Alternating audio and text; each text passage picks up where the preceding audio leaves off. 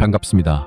단심의 품격을 한 단계 높여드리는 어르심의 지혜입니다. 쇼펜하우어의 명성이 유럽 전역에 퍼지기 시작한 어느 날, 젊은 제자가 물었습니다. 선생님, 저는 사람들에게 좋은 사람이 되고 싶습니다. 무엇을 하면 될까요? 쇼펜하우어는 제자의 얼굴을 가만히 쳐다보다가 대답했다고 합니다. 좋은 사람이 되려고 하지 말고 그 대신 곁에 있으면 편한 사람이 되게. 좋은 사람은 이용당하지만 편한 사람은 그리워진다네. 젊은 제자가 다시 물었습니다. 그런데 선생님, 세상에는 똑같이 착하게 살았는데 누구는 존경을 받고 누구는 무시를 당합니다. 이건 어떻게 설명해야 합니까? 쇼펜하우어가 웃으며 말했습니다. 자네도 언젠가 늙을 테니 잘 기억해두게. 사람은 무엇을 해줬는지가 아니라 어떤 기분을 남겼는지를 기억한다네. 100번 밥을 사줘도 한 번 기분 나쁘게 하면 밥 산 건 잊어버리고 기분 나빴던 것만 기억하는 게 사람이야. 우리 주변에는 나이가 들수록 사람이 몰려드는 사람이 있고 나이가 들수록 주변이 텅텅 비어가는 사람이 있습니다. 이 차이가 대체 뭘까요? 재산도 아니고 외모도 아닙니다. 딱 한 끗, 태도의 차이입니다. 오늘 그 한 끗 차이를 낱낱이 풀어드리겠습니다. 끝까지 놓치지 마세요. 뒤로 갈수록 진짜 핵심이 나옵니다. 이야기 시작 전 구독과 좋아요 한번 꾹 눌러주시면 마음이 편안해지는 쇼펜하우어의 지혜를 가장 먼저 받아보실 수 있습니다. 첫 번째, 아는 것을 내려놓고 모르는 척 할 줄 아는 사람이 진짜 고수다. 살아온 세월이 길면 아는 것이 많아지는 건 당연합니다. 수십 년 일을 하면서 쌓인 경험, 온갖 사람을 만나면서 터득한 세상 이치, 그것은 젊은 사람들이 아무리 책을 읽어도 따라올 수 없는 값진 자산입니다. 그런데 문제는 그 자산을 어떻게 꺼내 쓰느냐에 있습니다. 금이라도 꺼내는 방식이 틀리면 사람을 다치게 하는 법입니다. 60대 후반의 정태식 씨는 공직에서 35년을 일한 베테랑입니다. 퇴직 후 지역 봉사 모임에 나가기 시작했는데 그가 모임에 나간 지 3개월 만에 분위기가 달라졌습니다. 젊은 회원들이 하나둘 빠지기 시작한 겁니다. 이유는 단순했습니다. 정태식 씨는 모든 대화에 끼어들었습니다. 누군가 이번 행사를 이렇게 하면 어떨까요? 라고 의견을 내면 정태식 씨는 기다렸다는 듯이 입을 열었습니다. 아니, 그건 안 돼. 내가 공직에 있을 때도 그런 식으로 해서 일을 망친 적이 있어. 내 말대로 해. 이렇게 시작하면 최소 20분은 자기 경험담을 풀어놓습니다. 거기서 끝나면 다행인데 다른 사람이 다른 주제로 이야기를 꺼내도 결국 정태식 씨의 이야기로 돌아옵니다. 그것도 내가 아는데. 그건 이렇게 하는 거야. 내가 예전에 해봤는데. 대화의 모든 길이 정태식 씨에게로 통하는 구조입니다. 정태식 씨 본인은 후배들을 도와주고 있다고 진심으로 믿고 있었습니다. 자기 경험을 나눠주는 것이니 고마워해야 한다고 생각했습니다. 선의로 한 일입니다. 하지만 젊은 회원들 사이에서 정태식 씨에게 붙은 별명은 안타깝게도 강의하는 아저씨였습니다. 아무도 면전에서 그렇게 부르지는 않았습니다. 다만 조용히 발걸음을 끊었을 뿐입니다. 정태식 씨는 사람들이 왜 빠지는지 이해하지 못했습니다. 요즘 젊은 것들은 어른 말을 안 들어 라고 혼잣말을 하며 더 외로워졌습니다. 같은 모임에서 활동하는 70대 초반의 한정숙 씨는 사정이 완전히 달랐습니다. 한정숙 씨는 교육학 박사 학위를 가진 분입니다. 그 분야에서 30년 넘게 일한 전문가이죠. 그런데 모임에서 그 사실을 아는 사람이 거의 없었습니다.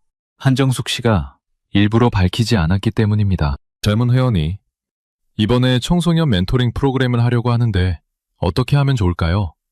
라고 물으면 한정숙 씨는 이렇게 대답합니다. 나는 잘 모르겠는데 요즘 젊은 친구들이 좋아하는 방식이 따로 있지 않을까? 네 생각은 어딨대? 한번 얘기해봐. 그러면 젊은 회원은 신이 나서 자기 아이디어를 쏟아냅니다. 한정숙 씨는 고개를 끄덕이며 듣다가 중간중간 아, 그런 방법도 있구나. 대단하다. 그건 정말 좋은 생각이네.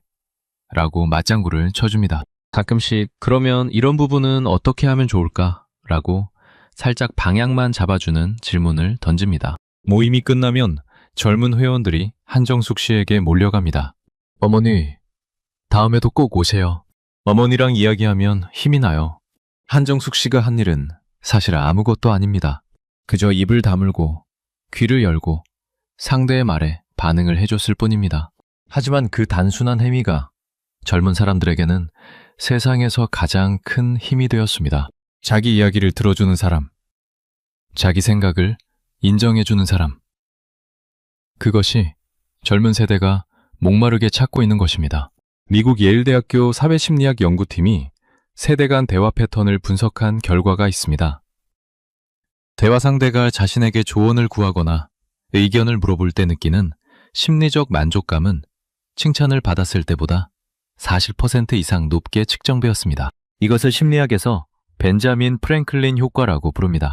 내가 누군가를 도와주면 그 사람을 더 좋아하게 되는 것이 아니라 누군가가 나에게 도움을 요청했을 때 내가 그 사람을 더 좋아하게 된다는 역설입니다. 가르쳐줄 때가 아니라 물어봐줄 때 관계가 깊어진다는 뜻입니다. 미국 컬럼비아 대학교의 세대 간 소통 연구에서도 같은 패턴이 나왔습니다. 노년층이 젊은 세대에게 일방적으로 조언을 제공하는 경우 관계 만족도가 하락했지만 노년층이 젊은 세대에게 의견을 묻는 경우 양측 모두의 관계 만족도가 높아졌습니다. 가르치려는 자세보다 배우려는 자세가 관계를 더 풍요롭게 만든다는 결과입니다. 나이가 들면 가르치고 싶은 욕구가 솟구칩니다. 내가 아는 것을 전해주고 싶고 후배들이 매 실수를 반복하지 않기를 바라는 마음이죠. 그 마음 자체는 따뜻한 겁니다. 그 진심은 인정합니다. 하지만 이 시대에 지식은 검색하면 3초 만에 나옵니다. 사람들에게 진짜 필요한 것은 지식이 아닙니다. 자신의 말을 들어줄 귀, 자신의 존재를 인정해줄 눈빛, 그것을 찾고 있는 겁니다. 쇼펜하우어는 이렇게 말했습니다. 우리가 가진 지식의 가장 큰 적은 무지가 아니라 이미 안다는 착각이다. 아는 것을 내려놓으세요. 모르는 척하는 것은 거짓이 아닙니다. 상대를 존중하는 가장 우아한 방법입니다. 그리고 신기한 일이 벌어집니다. 모르는 척하고 물어보는 순간 상대는 당신을 세상에서 가장 지혜로운 사람이라고 느끼게 됩니다. 진짜 고수는 가르치는 사람이 아니라 묻는 사람입니다. 두 번째, 나 자신과 화해하지 못하면 누구와 함께 있어도 외롭다. 사람은 혼자 있을 때 외로운 것이 아닙니다. 자기 자신이 싫을 때 외로운 겁니다.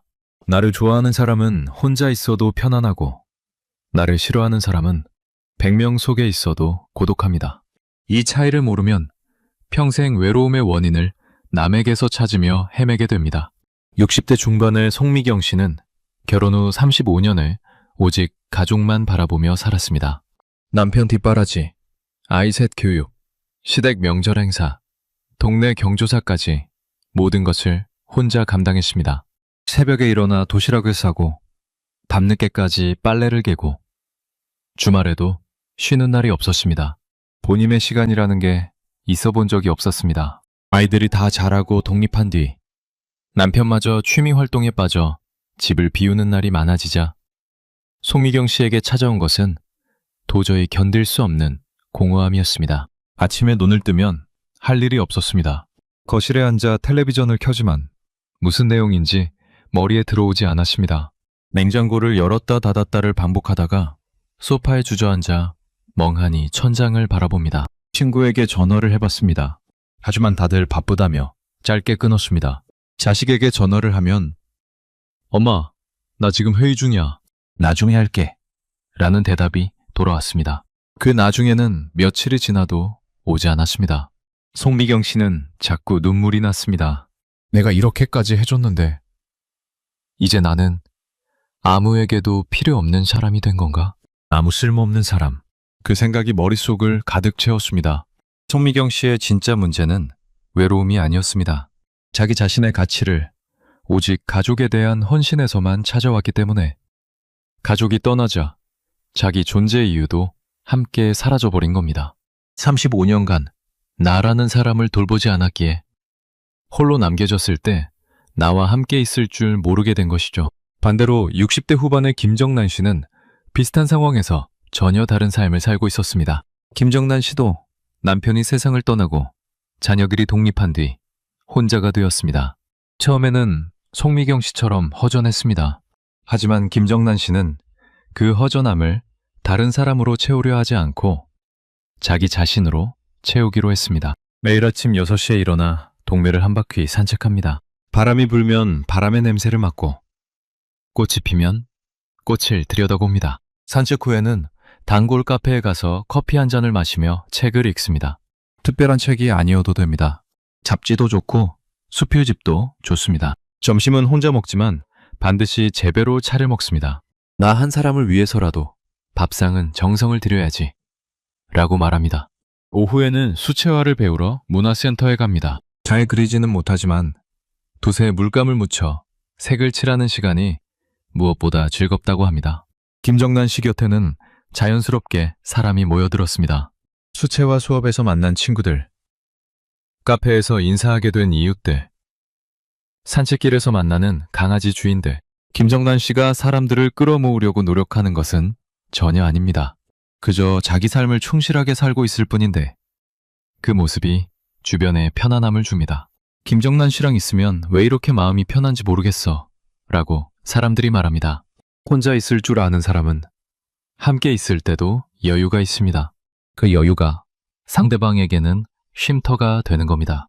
미국 명문대학교 심리학과의 자기자비 연구에서 매우 의미 있는 결과가 나왔습니다. 자기자비란 자기 자신을 따뜻하게 대하고 있는 그대로 받아들이는 능력을 말하는데 이 능력이 높은 시니어일수록 대인관계 만족도가 30% 이상 높았습니다. 반대로 자기자비가 낮은 시니어, 즉 자기 자신을 가치 없는 존재라고 느끼는 사람일수록 타인에게 과도하게 의존하고 그로 인해 오히려 관계가 틀어지는 비율이 높았습니다. 하버드 대학교에서 75년간 진행한 성인 발달 연구에서도 비슷한 결과가 확인되었습니다.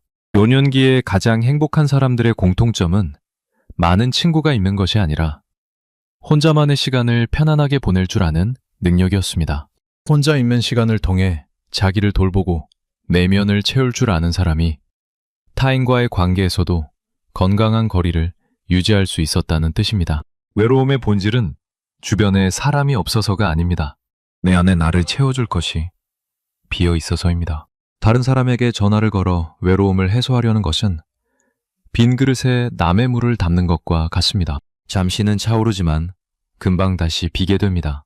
내 그릇을 내 것으로 채워야 합니다. 산책이든 독서든 그림이든 혼자서도 즐길 수 있는 무언가를 가진 사람은 절대 외롭지 않습니다. 쇼펜하우어는 이렇게 말했습니다.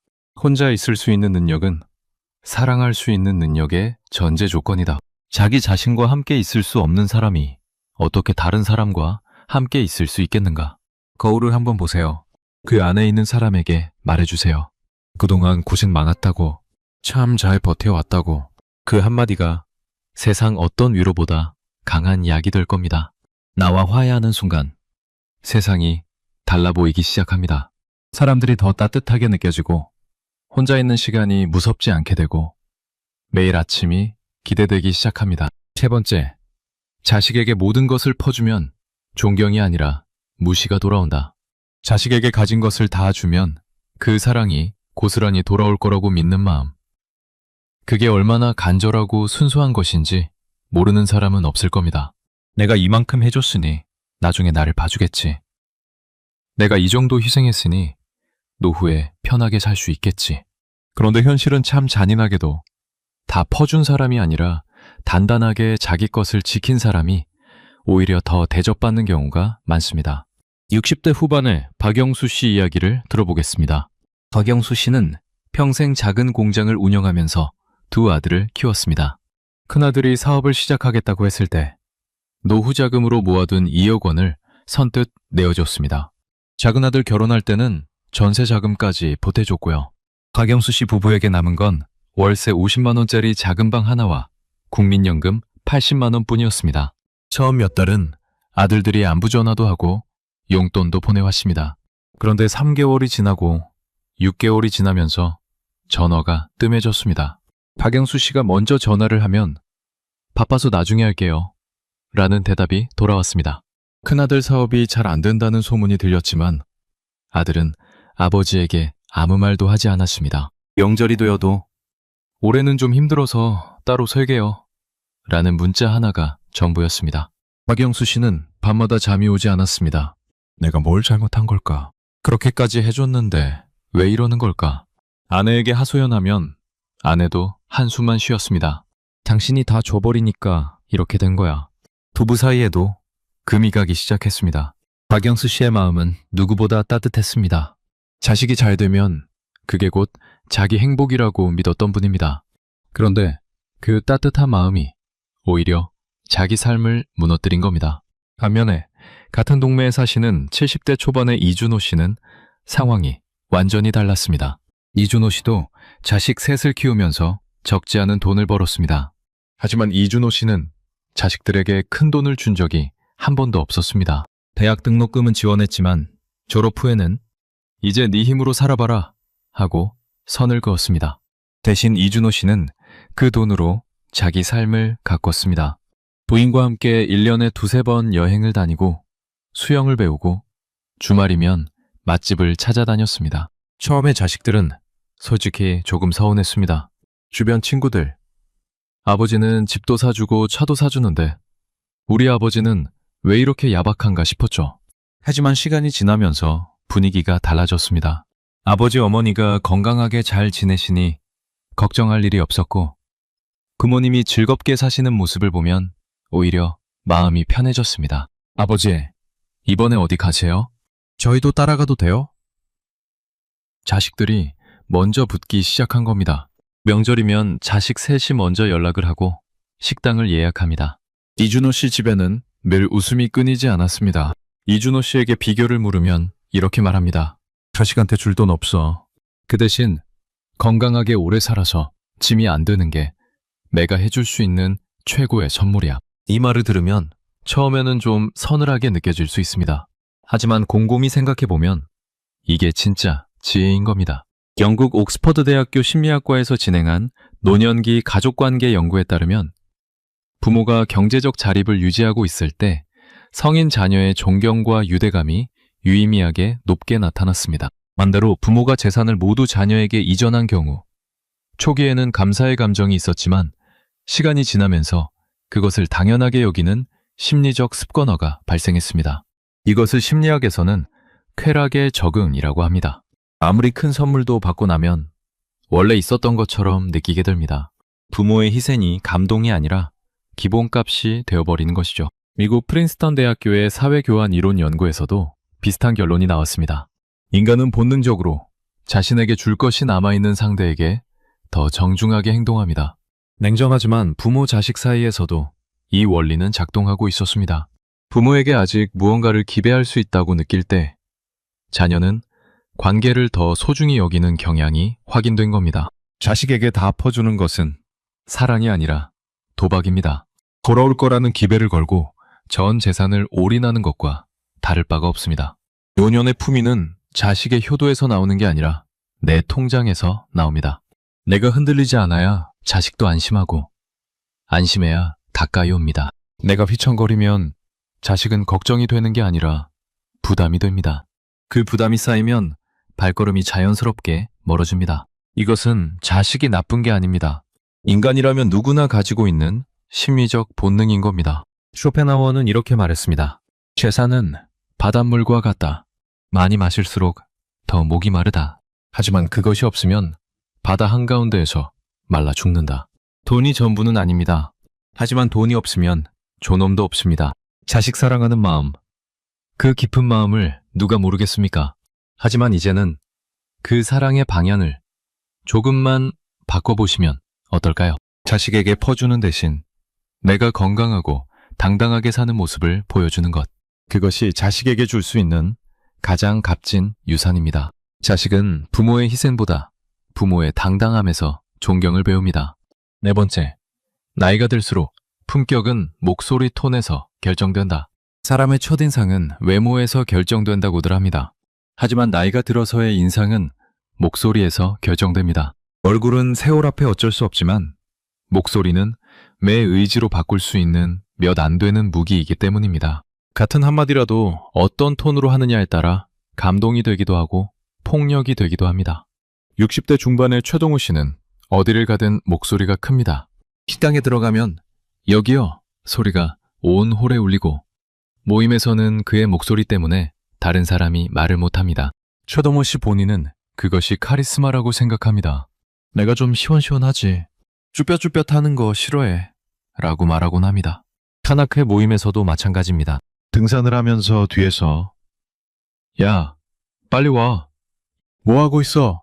하고 소리를 지르면 주변 등산객들까지 깜짝 놀라서 돌아봅니다. 같은 산악회 모임에 있는 한 후배가 이렇게 말했습니다. 저 형님 오시면 분위기가 무거워져요. 소리를 워낙 지르시니까 편하게 얘기를 못 하겠어요. 요즘은 동호 형님 오시는 날이면 슬쩍 빠지는 사람도 있어요. 더 안타까운 것은 최동호 씨가 이 사실을 전혀 모른다는 겁니다. 왜냐하면 아무도 그에게 직접 말해주지 않으니까요.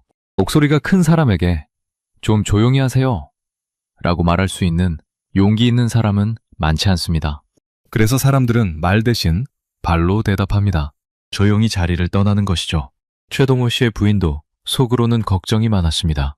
당신 밖에서 좀 소리 좀 낮춰. 사람들이 불편해해. 이렇게 말하면 최동호 씨는 내가 뭘 어쨌다고 그래. 원래 내 성격이 이런 거야. 라고 합니다. 성격이니까 어쩔 수 없다. 이 생각이 가장 위험합니다. 성격은 바꿀 수 없는 것이 아닙니다. 습관일 뿐이고 습관은 의식하면 바꿀 수 있는 겁니다. 반면에 70대 초반의 김상철 씨는 늘 조용합니다. 모임에서 말을 많이 하지 않고 할 말이 있을 때도 상대방 가까이 다가가서 낮은 목소리로 건넵니다. 자네 요즘 안색이 안 좋아 보이는데 어디 불편한 데는 없나? 하고 살짝 다가와서 이야기하면 듣는 사람은 가슴이 뭉클해집니다. 큰 소리로 야, 너 왜 그렇게 얼굴이 안 좋아? 하고 홀 전체에 울리게 외치는 것과는 하늘과 땅 차이입니다. 같은 걱정이라도 전달 방식이 다르면 완전히 다른 감정을 만들어냅니다. 김상철 씨 주변에는 늘 사람이 많습니다. 젊은 사람들도 김상철 씨와 이야기하는 것을 좋아합니다. 할아버지는 말씀을 참 편하게 해주셔서 좋아요. 듣고 있으면 마음이 편해져요. 라고 합니다. 김상철 씨가 특별히 좋은 말을 하는 것도 아닙니다. 그저 톤이 낮고 속도가 느리고 근면 시간이 말하는 시간보다 길 뿐입니다. 하지만 그 단순한 차이가 사람의 마음을 여는 열쇠가 됩니다. 영국 케임브리지 대학교 언어심리학 연구팀에서 흥미로운 실험을 진행했습니다. 같은 내용의 조언을 큰 목소리로 전달했을 때와 작은 목소리로 전달했을 때 수용도가 어떻게 달라지는지를 측정한 겁니다. 결과는 매우 놀라웠습니다. 낮고 차분한 목소리로 전달된 조언의 수용률은 80%가 넘었지만 크고 단호한 목소리로 전달된 동일한 조언은 수용률이 30%에도 못 미쳤습니다. 같은 말인데 목소리 톤 하나에 따라 결과가 2배 이상 차이가 나는 겁니다. 이유는 간단합니다. 큰 소리는 상대방의 뇌에서 위협 신호로 인식되기 때문입니다. 아무리 좋은 말이라도 큰 소리로 하면 상대방은 내용을 듣기 전에 방어 태세부터 갖춥니다. 이 사람이 나를 공격하려는 건가? 하고 본능적으로 몸이 긴장하는 겁니다. 반면에 낮은 목소리는 친밀감과 신뢰의 신호로 인식됩니다. 이 사람이 진심으로 나를 걱정해 주는구나 라고 마음이 열리는 겁니다. 미국 스탠퍼드 대학교의 음성심리학 연구에서도 같은 결론이 나왔습니다. 문윤층에서 목소리 톤이 낮은 사람일수록 주변의 경청도와 신뢰도가 높게 측정되었고 목소리가 크고 잦은 사람일수록 대화 상대가 회피하는 빈도가 높았습니다. 연구진은 이것을 음성 권위 효과라고 명명했습니다. 진정한 권위는 소리의 크기가 아니라 소리의 깊이에서 나온다는 뜻입니다. 목소리가 커지는 진짜 이유를 가만히 들여다보면 결국 불안입니다. 내 말을 안 들어줄까봐, 내가 무시당할까봐, 내 존재가 가벼워질까봐 무의식적으로 소리를 높이게 되는 겁니다. 하지만 역설적으로 소리를 높이면 높일수록 사람들은 더 멀어집니다. 존중은 큰 소리에서 오는 것이 아니라 여유에서 옵니다. 천천히, 낮게, 그리고 적게 말하는 사람 앞에서 사람들은 자연스럽게 귀를 기울이게 됩니다. 큰 소리로 10마디를 쏟아내는 것보다 낮은 소리로 한마디를 건네는 게 훨씬 강한 힘을 가집니다. 쇼펜하워는 이렇게 말했습니다. 소음은 생각의 가장 큰 적이다. 시끄러운 사람 곁에서는 어떤 깊은 대화도 피어나지 못한다. 조금만 낮추세요. 목소리를 조금만 낮추는 것. 그것은 상대방에 대한 배려이자 자기 자신에 대한 존중입니다. 당신의 부드러운 목소리로 고마워 한마디를 건네보세요. 그 한마디가 상대방의 가슴에 오래도록 남을 겁니다. 당신의 말은 충분히 들리고 있습니다. 걱정하지 않으셔도 됩니다. 자, 여기까지 들으셨다면 이미 많은 것을 느끼셨을 겁니다.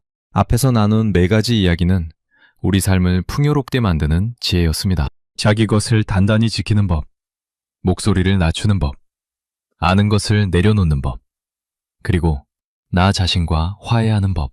이것만 잘 실천해도 주변에서 분명 달라졌다는 소리를 듣게 됩니다. 그런데 말입니다. 이제부터 나올 이야기는 차원이 다릅니다.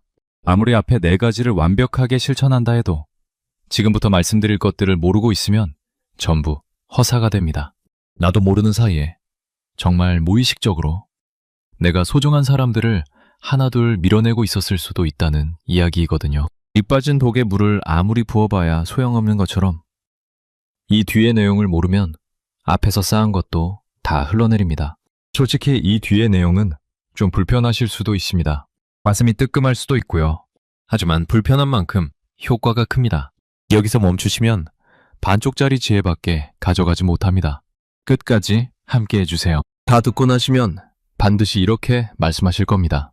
아, 이걸 진작 알았더라면. 5번째, 과거의 훈장을 자꾸 꺼내 보이면 현재의 인연이 도망간다. 누구에게나 빛나던 시절이 있습니다. 치열하게 살았던 그 시절의 기억은 지금 이 순간을 버티게 해주는 큰 힘이 되기도 합니다. 하지만 과거의 영광을 입 밖으로 꺼내는 횟수가 잦아질수록 현재 내 곁에 있는 소중한 사람들이 하나둘 사라진다는 사실을 아는 사람은 많지 않습니다.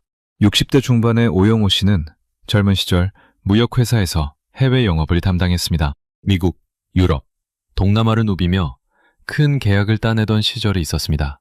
회사에서도 인정받고 업계에서도 이름이 꽤 알려져 있었습니다. 퇴직 후 산악 동호회에 가입했는데 오영호 씨의 대화 패턴은 매일 같았습니다. 산을 오르다가 누군가 오늘 날씨 참 좋다 라고 하면 오영호 씨가 바로 이어봤습니다. 날씨 얘기 나와서 말인데 내가 두바이에 출장 갔을 때 50도가 넘었어. 그때 거기서 500만 불짜리 계약을 따냈거든. 그게 쉬운 일이 아니야. 누군가 이 산 경치가 좋다 라고 하면 내가 스위스 알프스를 갔을 때는 말이야.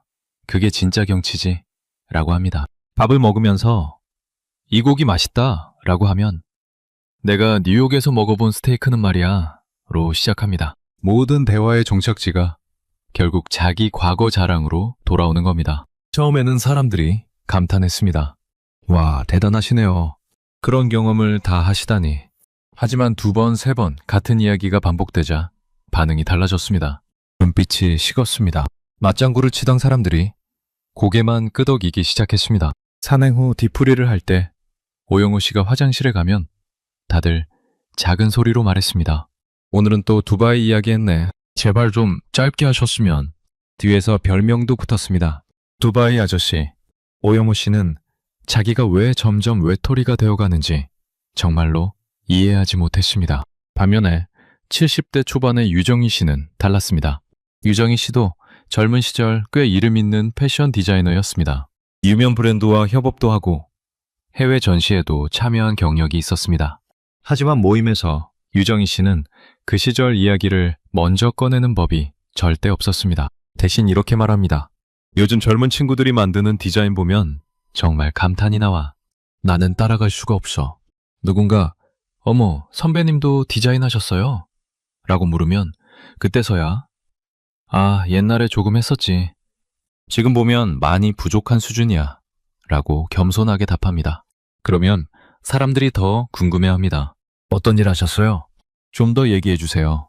그때 유정희 씨가 슬쩍 한두 가지만 꺼내면 사람들은 눈을 반짝이며 경청합니다. 같은 과거 이야기인데 차이가 보이시나요? 내가 먼저 꺼내는 과거 자랑은 자기 만족이지만 상대가 궁금해서 물어봤을 때 꺼내는 과거 이야기는 선물이 됩니다. 전자는 사람을 밀어내고 후자는 사람을 끌어당깁니다. 내용이 같아도 순서가 다르면 결과가 정반대인 겁니다. 스위스 추리히 대학교 커뮤니케이션 학과의 세배간 대화 패턴 연구 결과에 따르면 과거 경험을 반복적으로 이야기하는 사람과 대화한 후 상대방의 호감도는 평균 55% 하락했습니다. 반면에 현재와 미래에 관심을 보이며 대화하는 경우 호감도는 30% 이상 상승했습니다. 과거 이야기 자체가 나쁜 것은 아닙니다. 일방적으로, 반복적으로 쏟아내면 과거 이야기가 관계를 파괴하는 겁니다. 미국 시카고 대학교의 노화 심리학 연구에서도 주목할 만한 결과가 나왔습니다. 과거 성공 경험을 반복적으로 회상하는 것은 단기적으로 자존감을 높여주지만 장기적으로는 현재에 대한 불만족과 우울감을 오히려 증가시키는 것으로 나타났습니다. 과거에 살면 현재가 초라해 보이고 현재가 초라해 보이면 더 과거로 도피하고 이 악순환이 계속됩니다. 과거의 황금 시절이 빛나면 빛날수록 오늘의 일상이 더 칙칙하게 느껴지는 함정에 빠지게 되는 겁니다. 과거는 부도수표와 같습니다. 아무리 큰 금액이 적혀 있어도 지금 당장 쓸 수 없으면 의미가 없습니다. 현재는 현찰입니다. 지금 내가 눈앞에 있는 사람에게 어떤 모습을 보여주느냐가 전부입니다. 어제의 훈장은 서랍 속에 고이 넣어두세요. 오늘 만난 사람의 이야기에 귀를 기울이세요. 그때 비로소 당신은 과거의 영웅이 아니라 현재의 벗이 됩니다. 과거의 당신도 물론 멋졌습니다.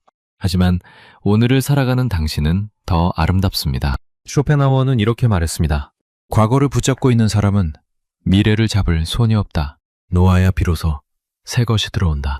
그 시절의 이야기는 누군가 진심으로 궁금해서 물어봤을 때 슬쩍 한두 가지만 꺼내시면 됩니다. 그러면 그 이야기의 가치가 2배, 3배, 10배가 됩니다. 6번째, 걱정이라는 가면을 쓴 간섭이 자식을 멀리 보낸다. 부모가 자식을 걱정하는 것은 본능입니다. 하늘이 무너져도 내 새끼만큼은 지키겠다는 그 마음은 세상 어떤 사랑보다 순수하고 깊습니다. 문제는 그 걱정의 양이 아니라 표현의 방식입니다. 걱정이 지나치면 자식에게는 감시가 되고 간섭이 되고 결국 도망치고 싶은 감옥이 됩니다. 가장 가슴 아픈 것은 부모가 그 사실을 전혀 모른 채 더 걱정하고 더 간섭하고 더 멀어지는 악순환에 빠진다는 겁니다. 60대 후반의 윤복순 씨는 아들 하나를 키우면서 온 인생을 쏟아부었습니다. 남편이 일찍 세상을 떠나서 혼자 아이를 키웠습니다. 새벽부터 밤까지 일하면서 아들만큼은 남부럽지 않게 키우겠다는 일념으로 달렸습니다. 아들이 30이 넘어 결혼을 하고 독립한 뒤에도 윤복순 씨의 걱정은 멈추지 않았습니다. 매일 아침 7시면 전화를 합니다. 오늘 뭐 먹었어? 아침은 꼭 챙겨 먹어야지. 며느리가 해줘. 낮에도 전화합니다. 점심은 뭐 먹었어? 편의점 음식은 먹지 마. 몸에 안 좋아. 저녁에도 전화합니다. 늦게까지 일하지 마. 건강이 최고야. 주말에는 좀 쉬어. 주말이면 반찬을 잔뜩 만들어서 찾아갑니다. 미리 연락도 없이요. 며느리가 조금이라도 당황한 기색을 보이면 윤복순 씨는 내가 뭐 어쨌다고 반찬 가져다 준 것밖에 더 했나? 라고 서운해합니다. 처음에 아들은 감사했습니다. 엄마가 나를 이렇게까지 걱정해 주시다니 라고 생각했습니다. 하지만 결혼한 지 1년이 지나면서 상황이 달라졌습니다. 아내와의 시간에 어머니가 끼어들고 부부가 무엇을 결정하려 해도 어머니의 의견이 먼저 와 있고 어떤 일을 하든 그러다 큰일 나. 내 말 들어. 엄마가 해봐서 아는데 라는 말이 따라붙었습니다. 아내도 점점 힘들어했습니다. 여보, 우리 집인데 시어머니가 왜 매주 예고 없이 오시는 거야? 아들은 전화 받는 횟수를 줄이기 시작했습니다. 윤복순 씨의 전화를 보면 한숨부터 나왔습니다. 너 무슨 잔소리지? 전화를 안 받으면 문자가 왔습니다. 문자에도 답이 없으면 며느리에게 전화를 합니다. 왜 전화를 안 받아? 무슨 일이 있는 거야? 며느리도 지쳤습니다. 결국 어느 날 아들이 참다 못해 말했습니다. 엄마, 제발 좀 나를 내버려둬. 나도 어른이야. 그 한마디에 윤복순 씨는 며칠을 울었습니다. 잠이 오지 않았습니다. 내가 뭘 잘못했다고? 다 너 잘 되라고 한 건데. 평생을 너 하나 보고 살았는데 이게 돌아오는 게 이거냐? 이 억울함, 이 서러움 충분히 이해합니다. 윤복순 씨는 절대 나쁜 사람이 아닙니다. 세상에서 아들을 가장 사랑하는 사람입니다. 문제는 그 사랑이 너무 커서 표현의 방향이 틀어진 것뿐입니다. 같은 아파트 단지에 사시는 70대 초반의 장인숙 씨는 딸 둘을 키웠습니다. 딸들이 결혼하고 독립한 뒤 장인숙 씨는 딸들에게 먼저 전화하는 일이 거의 없습니다. 딸들이 전화를 하면 반갑게 받고 안 하면 기다립니다. 하루도 빠짐없이 걱정되지만 그 걱정을 입 밖으로 내지 않습니다. 큰딸이 엄마, 요즘 직장이 너무 힘들어 라고 전화하면 장인숙 씨는 이렇게만 말합니다. 그래, 많이 힘들었겠다. 그래도 네가 잘 판단할 거라고 믿어. 엄마는 항상 네 편이야. 이렇게 해라 저렇게 해라 하는 말은 절대 하지 않습니다.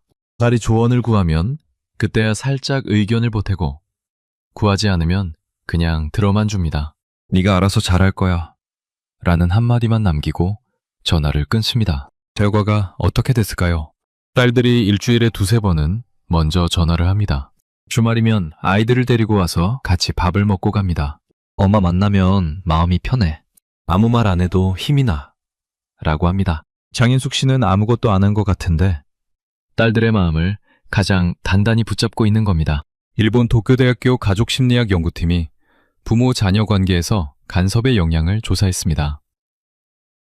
부모가 성인 자녀의 일상적 결정에 개입하는 빈도가 높을수록 자녀의 심리적 스트레스 지수가 상승했고 부모와의 접촉 빈도는 반비례하여 감소했습니다. 반면에 부모가 자녀의 자율성을 존중하고 요청이 있을 때만 도움을 제공하는 경우 자녀가 자발적으로 부모를 찾는 빈도가 50% 이상 증가했습니다. 미국 코넬 대학교의 가족관계 연구에서도 동일한 결과가 나왔습니다.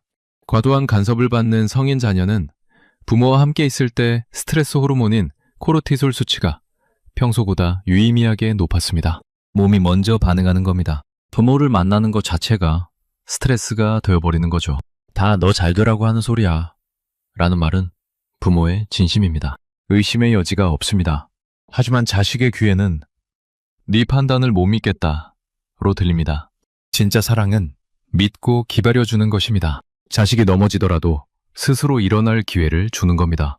그 기다림이 길수록 자식은 더 단단해지고 그 단단한 자식이 나중에 부모에게 가장 든든한 울타리가 됩니다. 쇼펜하우어는 이렇게 말했습니다. 진정한 사랑은 상대를 내 뜻대로 만드는 것이 아니라 상대가 자기 자신이 될 수 있도록 놓아주는 것이다. 놓아주세요. 그 손을 조금만 놔주세요. 자식을 향한 애틋한 마음. 이 세상 누구보다 깊다는 것 다 압니다. 하지만 그 손을 놓는 순간 자식은 더 기쁘게 당신의 품으로 달려올 겁니다. 잡아두는 것보다 놓아주는 것이 훨씬 강한 사랑입니다. 돌아오는 아이를 안아줄 2팔만 벌려두고 계시면 됩니다. 7번째, 남의 불행을 안주 삼는 순간 나의 격이 무너진다. 사람이 모이면 이야기꽃이 핍니다. 이야기 중에서 가장 귀가 솔깃한 건 안타깝게도 남의 불행입니다. 누구네 아들 사업 망했대. 누구네 부부 갈라졌대. 누구네 며느리가 집 나갔대. 이런 이야기가 나오면 왜 그렇게 귀가 커지는지 모릅니다. 분위기가 순간 활기를 띠기도 하죠. 하지만 그 활기의 정체를 가만히 들여다보면 참 씁쓸합니다. 남의 아픔 위에 피어난 흠이라는 것이니까요. 60대 초반의 한은정 씨는 동네에서 정보통으로 소문이 자자한 분입니다. 조기 체조 모임에 나가면 한은정 씨 주변으로 사람들이 모입니다. 오늘은 무슨 이야기가 있어요? 하고 기대하는 눈빛들입니다. 한은정 씨의 자리는 일종의 뉴스 데스크 같은 겁니다. 한은정 씨는 신이 나서 이야기를 풀어놓습니다. 삼촌 김 씨네 며느리가 시어머니랑 크게 싸웠대. 그 집 아들은 맨날 술만 마신다더라. 내가 보기엔 이혼까지 갈 것 같아. 사람들은 눈이 커집니다. 세상에, 정말이에요? 그 집이 원래 좀 그랬지. 한은정 씨는 이때가 가장 기분이 좋습니다. 사람들의 관심이 온전히 자기에게 쏠리는 순간이니까요. 이 순간만큼은 자기가 모임의 중심이라는 느낌을 받습니다. 하지만 모임이 끝나고 집에 돌아가면 이상한 일이 벌어집니다. 한은정 씨를 제외한 나머지 사람들이 따로 이야기를 합니다. 한은정 씨 입이 워낙 가벼우니까 우리 이야기는 절대 하면 안 돼. 맞아. 우리 집 이야기 들으면 다 퍼뜨릴 거야. 아이러니하죠. 사람들은 한은정 씨의 이야기를 즐기면서도 한은정 씨를 진심으로 신뢰하지는 않는 겁니다. 재미는 있지만 가까이 하기엔 위험한 사람. 그것이 한은정 씨에 대한 주변의 진짜 속마음이었습니다. 한은정 씨도 나쁜 사람이 아닙니다. 사람들과 어울리고 싶고 대화의 중심에 서고 싶었을 뿐입니다. 관심을 받고 싶은 마음은 누구에게나 있으니까요. 다만 그 관심을 받는 방법이 잘못된 겁니다. 남의 아픔을 재료로 쓰면 당장은 주목을 받지만 결국 남는 건 불신뿐입니다. 반대로 70대 초반의 박순희 씨는 같은 모임에서 깊은 존경을 받는 분입니다. 누군가 남의 흉을 보기 시작하면 박순희 씨는 조용히 이렇게 말합니다. 그 집도 나름대로 사정이 있겠지. 우리가 모르는 속사정이 있을 거야. 우리도 남한테 이런 이야기 들으면 기분 좋겠어? 그 한마디에 분위기가 정리됩니다. 사람들은 잠시 멋쩍어 하지만 집에 돌아가면 박순희 씨의 말을 곱씹습니다. 맞아. 우리도 남한테 뒷담화 대상이 되면 얼마나 서운할까. 박순희 씨에게는 사람들이 자기 속마음을 털어놓습니다. 다른 사람한테는 절대 말 못하는 건데 박 언니한테만 할게요. 왜냐하면 박순희 씨가 그 이야기를 다른 데 가서 퍼뜨리지 않을 거라는 확실한 믿음이 있기 때문입니다. 입을 닫는 것만으로 신뢰가 쌓이고 그 신뢰가 진짜 관계를 만들어냅니다. 독일 하이델베르크 대학교 사회심리학 연구팀이 발표한 연구 결과에 따르면 타인의 부정적 정보를 자주 전파하는 사람은 주변으로부터 불안정하고 신뢰할 수 없는 사람으로 평가받을 확률이 80%에 달했습니다. 더 충격적인 것은 험담의 대상보다 험담을 전파하는 사람의 평판이 더 크게 손상된다는 점이었습니다. 남의 흉을 봤더니 깎인 건 그 사람이 아니라 나였던 겁니다. 미국 미시간 대학교의 심리학 연구에서는 이 현상을 자발적 특성전이라고 설명합니다. 누군가에 대해 부정적인 말을 할 때 듣는 사람은 무의식적으로 그 부정적 특성을 말하는 사람에게 투영한다는 겁니다. 저 사람 참 비열하더라고 말하면 듣는 사람의 머릿속에서는 비열하다라는 단어가 저 사람이 아니라 말한 사람과 연결됩니다. 뒷담화가 부메랑이 되어 나한테 돌아오는 구조인 겁니다. 남의 허물을 말하는 것은 내 입을 더럽히는 일입니다. 더러운 입에서 나오는 말은 아무리 좋은 내용이라도 힘을 잃습니다. 품격 있는 노년은 비싼 옷이나 고급 차에서 오는 게 아닙니다. 남의 아픔을 덮어줄 줄 아는 침묵에서 완성됩니다. 입을 닫는 것이 말을 잘하는 것보다 100배는 어렵습니다. 하지만 그 어려운 것을 헤매는 사람이 결국 존경을 받고 진짜 사람을 곁에 두게 됩니다. 쇼펜하우어는 이렇게 말했습니다. 타인의 결점을 이야기하면서 자신의 품격을 높일 수 있다고 생각하는 것은 진흙탕에서 목욕하면 깨끗해질 거라고 믿는 것과 같다. 오늘부터 한 가지만 해보세요. 남의 이야기가 입 밖으로 나오려는 순간 3초만 멈추세요. 그리고 자문해보세요. 이 말을 내가 듣는다면 기분이 어떨까? 그 3초의 멈춤이 당신의 품격을 지켜줄 겁니다. 8번째, 받기만 하고 베풀지 않으면 결국 차가운 벽만 남는다. 사람은 누구나 좋은 것을 갖고 싶어 합니다. 아끼고 모으는 것은 생존 본능이기도 합니다. 특히 노후가 불안한 이 시대에 한 푼이라도 더 모아두려는 마음은 당연하고 정당합니다. 하지만 그 아끼는 마음이 도를 넘어서 인색함이 되는 순간 통장 잔고는 늘어나지만 곁에 사람이 하나도 남지 않게 됩니다. 60대 후반의 배성호 씨는 평생 성실하게 살아온 분입니다. 회사에서 30년을 꼬박 일하면서 꽤 여유 있는 노후 자금을 마련했습니다. 주변에서는 배성호 씨를 부러워합니다. 배영은 노후 준비가 잘 되어 있어서 부럽다 라고들 합니다. 하지만 배성호 씨의 실제 일상은 겉으로 보이는 것과 많이 달랐습니다. 배성호 씨는 모임에서 밥값을 절대 내지 않습니다. 누군가 먼저 계산하면 아, 고맙네. 다음에 내가 살게 라고 말하지만 그 다음은 영원히 오지 않습니다. 어쩌다 돌아가면서 내야 하는 상황이 생기면 갑자기 화장실에 갔다가 느긋하게 돌아옵니다. 누군가 이미 계산을 끝낸 뒤에요. 커피를 마실 때도 마찬가지입니다. 자기가 사는 법이 없습니다. 늘 누군가에 쏘는 걸 받아 마십니다. 한두 권이면 누구도 신경 쓰지 않습니다.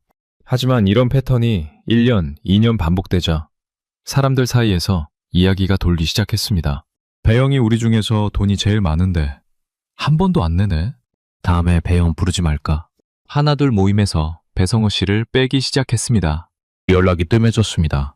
배성호 씨는 요즘 왜 모임을 안 하지? 라며 의아해했지만 모임은 하고 있었습니다. 배성호 씨만 빠진 채로요. 그 사실을 알게 된 날, 배성호 씨는 허탈했습니다. 하지만 왜 그렇게 된 건지는 여전히 이해하지 못했습니다. 배성호 씨가 나쁜 사람이냐 하면 전혀 그렇지 않습니다. 평생을 성실하게 일하고 가족을 건사하고 남에게 피해를 주지 않으려고 노력한 분입니다. 다만 베푸는 법을 배우지 못했을 뿐입니다. 어린 시절부터 가난했던 기억이 뼈에 박혀서 돈을 쓰는 것 자체가 불안으로 느껴지는 겁니다. 그 마음도 이해합니다. 하지만 결과적으로 돈은 남았는데 사람은 떠났습니다. 반대로 60대 중반의 김영자 씨는 형편이 넉넉한 편이 아닙니다. 국민연금과 약간의 저축으로 생활하는 분입니다. 하지만 김영자 씨는 모임에 갈 때 늘 작은 것을 준비해 갑니다. 직접 담근 깍두기 한 통, 고구마 몇 개, 간식거리, 혹은 편의점에서 사온 커피 몇 잔. 큰 돈이 드는 것이 아닙니다. 하지만 받는 사람은 마음이 환해집니다. 영자 언니는 올 때마다 뭘 이렇게 가져와? 부담스러우니까 빈손으로 와. 라고 말하면 김영자 씨는 웃으며 이렇게 답합니다. 이게 뭐 대단한 거라고. 같이 먹으면 더 맛있잖아. 혼자 먹으면 외롭고. 그 한마디에 모임 분위기가 따뜻해집니다. 김영자 씨가 준비한 깍두기를 나눠 먹으면서 사람들은 저절로 웃게 됩니다. 김영자 씨 주변에는 늘 사람이 넘칩니다. 누가 아프면 가장 먼저 달려가고 누가 힘들어하면 가장 먼저 전화를 합니다. 거창한 도움이 아닙니다. 괜찮아? 내가 죽이라도 끓여갈까? 한마디면 충분합니다. 그런 김영자 씨가 아플 때는 반대로 사람들이 줄을 서서 찾아옵니다. 영자 언니한테 도움 안 받은 사람이 없어. 우리가 안 가면 안 되지. 김영자 씨의 작은 손길이 거대한 안전망이 되어 돌아온 겁니다. 캐나다 토론토 대학교 노년학 연구팀이 시니어의 이타적 행동과 삶의 질을 연구한 결과에 따르면 정기적으로 나눔 활동을 하는 시니어는 그렇지 않은 시니어에 비해 사회적 고립감이 60% 낮고 주관적 행복감이 40% 높게 나타났습니다. 베풀기 단순히 도덕적으로 좋은 행동에서 그치는 것이 아니라 베푸는 사람 자신의 몸과 마음 건강에 실질적인 영향을 미친다는 과학적 증거입니다. 미국 캘리포니아 대학교의 신경과학 연구에서도 흥미로운 발견이 있었습니다. 타인을 위해 무언가를 하는 행위, 작은 선물을 건네든 시간을 내어 도와주든 그 행위를 하는 순간 뇌에서 엔도르핀과 옥시토신이 분비되어 자연스러운 행복감을 느끼게 된다는 것입니다. 연구자들은 이것을 도우미의 황홀감이라고 명명했습니다. 남을 도울 때 느끼는 따뜻한 뿌듯함이 과학적으로 증명된 셈입니다. 베풀은 받는 사람만 행복한 것이 아니라 주는 사람도 행복하게 만드는 양쪽 모두가 이기는 행위인 겁니다. 인색함은 돈이 없어서가 아닙니다. 마음이 가난한 겁니다. 베풀은 내가 여유가 넘쳐서 하는 것이 아닙니다. 내가 사람답게 따뜻하게 살기 위해 하는 것입니다. 커피 한 잔, 과일 몇 개, 따뜻한 말 한마디. 큰 돈이 필요하지 않습니다. 그 작은 것들이 쌓이면 세상에서 가장 든든한 보험이 됩니다. 어떤 보험 상품보다 확실한 노후 대책이 됩니다. 마지막 순간에 남는 것은 내가 모은 것이 아니라 내가 나눠준 것뿐입니다. 통장 잔고는 관 속에 가져갈 수 없지만 사람들의 기억 속에 남는 따뜻한 인상은 오래도록 남습니다. 쇼펜하우어는 이렇게 말했습니다. 인생의 가치는 소유의 크기가 아니라 베풀의 깊이에서 결정된다. 움펴진 손은 아무것도 받을 수 없지만 펴놓은 손은 세상의 모든 것을 담을 수 있다. 움켜쥐었던 손을 조금만 펴보세요. 그 빈 손바닥 위로 세상의 따뜻한 온기가 스며들 것입니다. 당신의 작은 나눔이 누군가에게는 잊을 수 없는 감동이 되고 당신에게는 가장 빛나는 황혼이 될 겁니다. 긴 시간 함께 해주셔서 진심으로 감사합니다. 오늘 8가지 이야기를 들으시면서 혹시 가슴이 뜨끔하신 부분이 있으셨을 수도 있습니다. 하지만 걱정하지 마세요. 그 뜨끔함이야말로 변화의 시작입니다. 아프지 않으면 고칠 수도 없는 법이니까요. 쇼펜하우어는 평생 사람의 본성에 대해 서늘하도록 날카로운 말을 남긴 철학자입니다. 하지만 그의 말이 서늘하면서도 마음에 오래 남는 이유는 거기에 진심이 담겨 있기 때문입니다. 쓴 약이 몸에 좋듯이 쓴 말이 인생에 좋습니다. 그는 이렇게도 말했습니다. 인생의 지혜란 고통과 권태 사이에서 균형을 찾는 기술이다. 그 균형을 아는 사람만이 비로소 평안에 이른다. 여러분은 이미 충분히 고생하셨습니다. 충분히 힘든 시간을 보내셨습니다. 이제는 고생이 아니라 지혜로 살아가실 차례입니다. 자기 것을 지키되 인색하지 않고, 목소리를 낮추되 비굴하지 않고, 아는 것을 내려놓되 무지하지 않고, 혼자를 즐기되 고립되지 않는 삶. 그 균형이 바로 쇼펜하우어가 말한 평안입니다. 오늘 이 이야기 중에서 단 하나라도 마음에 와닿는 것이 있었다면 그것 하나만 실천해 보세요. 내일부터가 아니라 오늘부터요. 지금 옆에 있는 사람에게 고맙다 한마디. 한동안 연락 안 했던 친구에게 안부 문자 하나. 그것만으로도 충분합니다. 작은 변화가 큰 기적을 만듭니다. 이 영상이 마음에 드셨다면 주변의 소중한 분들에게도 나눠주세요. 우리 모두 품격 있고 따뜻한 황혼을 맞이할 자격이 있는 사람들입니다. 지금까지 함께 해주셔서 감사드리고 구독과 좋아요도 눌러주시면 어르신의 지혜에서 마음의 위로가 되는 편안한 이야기를 계속 전해드리겠습니다.